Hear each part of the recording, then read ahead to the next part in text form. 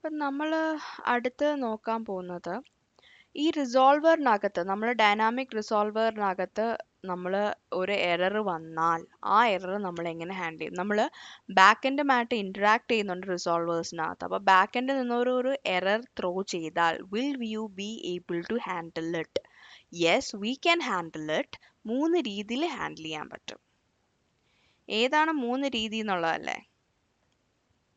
ഒന്ന് centralised navigation error എന്ന് പറഞ്ഞിട്ട് നമുക്ക് വിത്ത് നാവിഗേഷൻ എറർ ഹാൻഡ്ലർ എടുക്കാൻ പറ്റും.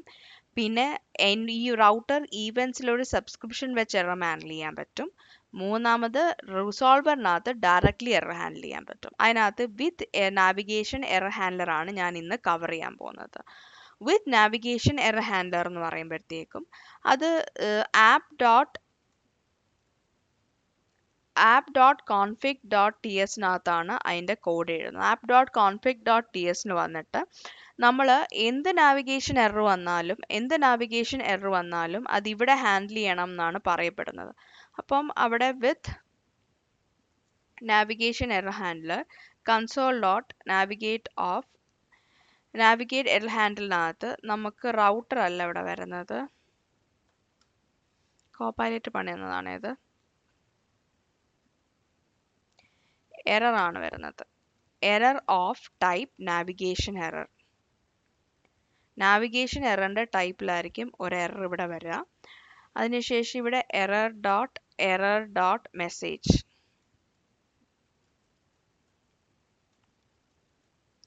കൊടുത്തു കഴിഞ്ഞാൽ നമുക്ക് നാവിഗേഷൻ എറർ എടുക്കാൻ പറ്റും. അതുപോലെ തന്നെ നമുക്കിവിടെ റൗട്ടർ ഇൻജക്ട് ചെയ്ത് കൊടുക്കണം. Router equal to inject of router